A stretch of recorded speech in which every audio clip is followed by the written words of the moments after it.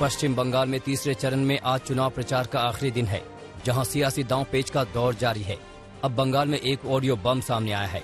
दावा किया जा रहा है कि ऑडियो टेप में कोयला तस्करी के आरोप अनूप मांझी के करीबी गणेश बागड़िया नाम के शख्स और एक सरकारी अफसर के बीच बातचीत हो रही है। टेप में गणेश बागड़िया और सरकारी अफसर ममता बनर्जी के भतीजे अभिषेक बनर्जी का जिक्र कर रहे हैं। ऑडियो टेप में अभिषेक बनर्जी तक हर महीने 35 करोड़ रुपए पहुंचाने की बात की जा रही है।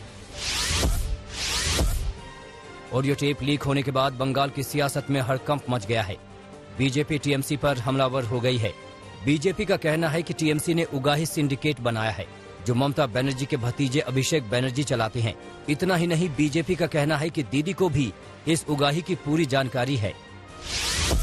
और इन ऑडियो टेप के जो तथ्य हैं वो बड़े ही चिंताजनक हैं। वो दर्शाते हैं कि आज पश्चिम बंगाल में ममता बनर्जी की नाक के नीचे किस तरह से भ्रष्टाचार, कट मनी, सिंडिकेट राज चल रहा है। इन ऑडियो टेप में एक बड़ा खुलासा यह भी हो रहा है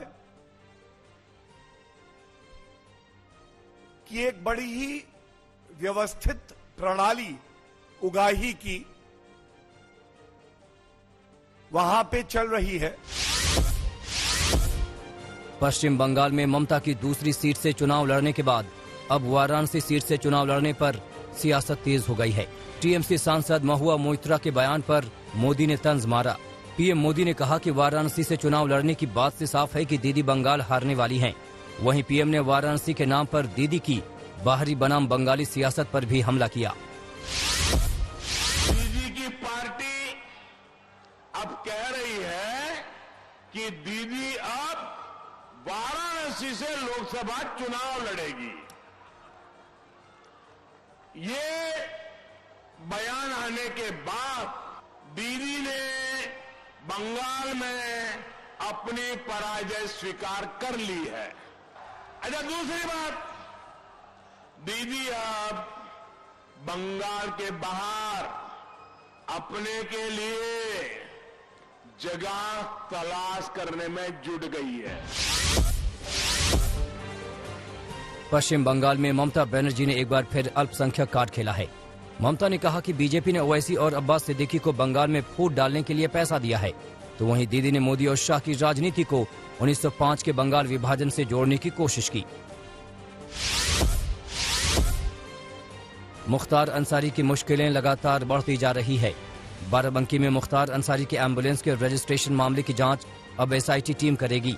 ये टीम मऊ और पंजाब जाकर पड़ताल करेगी। मुख्तार अंसारी के पास मौजूद बाराबंकी नंबर की एम्बुलेंस वापस बाराबंकी लाई जाएगी। बाराबंकी के एसपी के मुताबिक डॉक्टर अलका राय और मुख्तार अंसारी ने आपराधिक षड्यंत्र के तहत फर्जी दस्तावेजों के आधार पर एम्बुलेंस का रजिस्ट्रेशन कराया है, जिसके लिए टीम गठित कर जांच की गई है।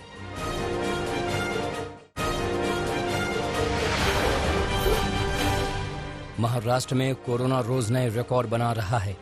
पिछले 24 घंटे में महाराष्ट्र में कोरोना के करीब 50,000 केस सामने आए हैं, जबकि 277 लोगों ने एक दिन में कोरोना की वजह से जान गंवाई है। मुंबई में भी कोरोना के नए मामले 9,000 के पार पहुंच गए, जबकि 27 लोगों की मौत हो गई। नागपुर में भी कोरोना की रफ्तार कम होने का नाम नहीं ले रही। नागपुर में 3,720 नए मामले सामने आए, तो वहीं 47 मौतें दर्ज की गई। कोरोना के बढ़ते मामलों को देखते हुए महाराष्ट्र सरकार ने बड़ा फैसला लिया है। राज्य में 1 से 8 तक के सभी राज्य बोर्ड के छात्रों को बिना किसी परीक्षा के अगली क्लास में प्रमोट कर दिया जाएगा। जल्द ही 9 और 11 के छात्रों के बारे में भी निर्णय लिया जाएगा। दिल्ली में भी कोरोना का कहर जारी है। राजधानी में 3500 से ज्यादा नए केस सामने आए हैं। दिल्ली सरकार ने एक बार फिर लॉकडाउन की अटकलों से इनकार किया। वहीं वैक्सीन और टेस्टिंग बढ़ाने पर जोर दिया। आईपीएल शुरू होने से पहले ही दिल्ली कैपिटल्स को बड़ा झटका लगा है। दिल्ली के गेंदबाज अक्षर पटेल कोरोना वायरस से संक्रमित पाए गए हैं। राजस्थान में कोरोना के इस साल के सबसे ज्यादा मामले आए। 24 घंटे में राज्य में 1675 केस दर्ज किए गए, जिसमें जयपुर से 367 मामले रहे, तो वहीं कोरोना से 3 लोगों की मौत हुई है। राज्य में कोरोना के एक्टिव मरीजों की संख्या 11,738 हो गई है। उत्तर प्रदेश में कोरोना के 3,290 नए मामले सामने आए हैं। वहीं पटना में 60 स्कूली बच्चे कोरोना पॉजिटिव पाए गए हैं। पटना के डीएम ने 7 दिनों के लिए स्कूल बंद करने के आदेश दिए हैं। छत्तीसगढ़ के बीजापुर में सुरक्षा बलों और नक्सलियों के बीच मुठभेड़ हो गई, जिसमें 5 जवान शहीद हो गए हैं। करीब 3 घंटे से ज्यादा चली मुठभेड़ में कोबरा के 1, बस्तरिया बटालियन के 2 और डीआरजी के 2 जवान शहीद हो गए, तो वहीं 8 से ज्यादा नक्सलियों के मारे जाने की खबर है, जबकि 15 से ज्यादा घायल हैं।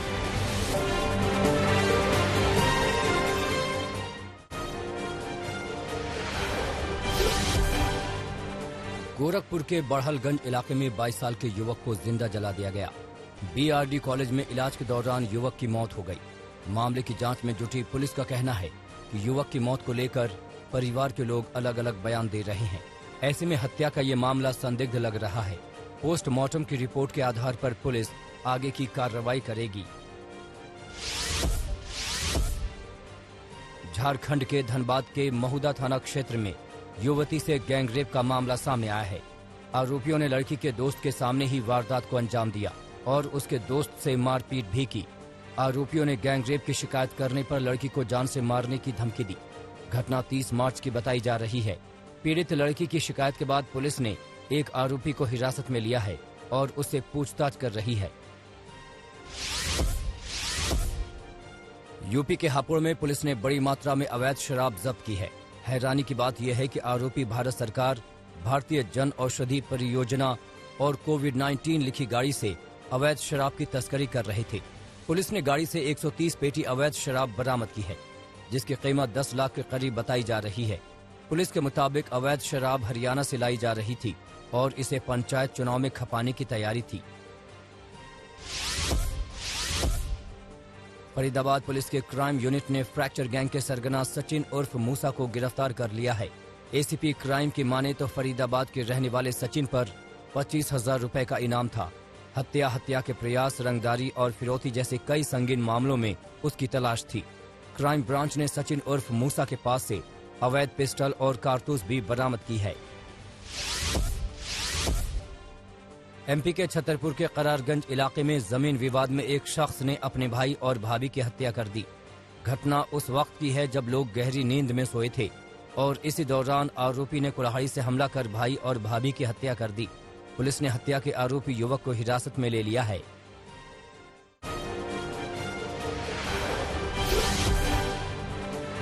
यूपी के गोरखपुर में संपत्ति विवाद में साधु के सिर कुचलकर हत्या कर दी गई। हत्या का आरोप मृतक साधु के भाई, भाभी और भतीजे पर लगा है। हत्या के बाद तीनों फरार हैं। बताया जा रहा है कि साधु करीब 35 साल बाद अपने घर लौटा था और अपने हिस्से का खेत और संपत्ति बेचना चाहता था। वहीं उसका भाई और परिवार के लोग खेत बेचने का विरोध कर रहे थे। इसी विवाद के चलते भाई ने उसकी हत्या कर दी। पुलिस ने तीनों आरोपियों के खिलाफ हत्या का केस दर्ज कर लिया है और उनकी तलाश में जुटी है। बिहार के बेगूसराय में नाबालिग से रेप का मामला सामने आया है। आरोपी ने मॉल में नौकरी देने का झांसा देकर नाबालिग को बुलाया और घर में बंधक बनाकर उससे रेप किया। मामले में पुलिस ने पीड़ित के बयान के आधार पर रेप और पॉक्सो एक्ट के तहत मुकदमा दर्ज किया। साथ ही कार्रवाई करते हुए आरोपी युवक और मॉल में काम करने वाली एक महिला को गिरफ्तार कर लिया। सूरत पुलिस ने टीवी सीरियल में काम कर चुके एक एक्टर को चोरी और चेन स्नैचिंग के आरोप में गिरफ्तार किया है। आरोपी एक्टर के साथ पुलिस ने उसके एक साथी को भी पकड़ा है। पुलिस के हत्थे चढ़े आरोपियों में से एक का नाम वैभव जाधव जबकि दूसरे का नाम मिराज कापड़ी है। वैभव जाधव के खिलाफ गुजरात के कई हिस्सों में पहले ही चोरी और चेन स्नैचिंग के केस दर्ज हैं। सूरत पुलिस के एसीपी SM पटेल ने बताया कि मिराज कापड़ी मुंबई में कई टीवी सीरियल में काम कर चुका है। पटना के PMCH में एक महिला की मौत के बाद हंगामा मच गया। पहले महिला के परिजन डॉक्टर और नर्स पर इलाज में लापरवाही का आरोप लगाते हुए हंगामा करने लगे, जिसके बाद अस्पताल में तैनात गार्ड ने परिवार के कुछ सदस्यों की पिटाई कर दी। हंगामे की सूचना के बाद मौके पर पहुंची पुलिस ने दोनों पक्षों को समझा बुझाकर मामला शांत कराया। बिहार के बेगूसराय में रिटायर्ड टीचर के घर 25 मार्च को हुई चोरी के मामले में पुलिस ने 5 आरोपियों को गिरफ्तार कर लिया है। पुलिस ने आरोपियों के पास से लूट की रकम और जेवर बरामद किए हैं। पुलिस के मुताबिक गिरफ्तारी के बाद इन आरोपियों ने बेगूसराय में लूट और चोरी की कई वारदातों में शामिल होने की बात कबूल की है।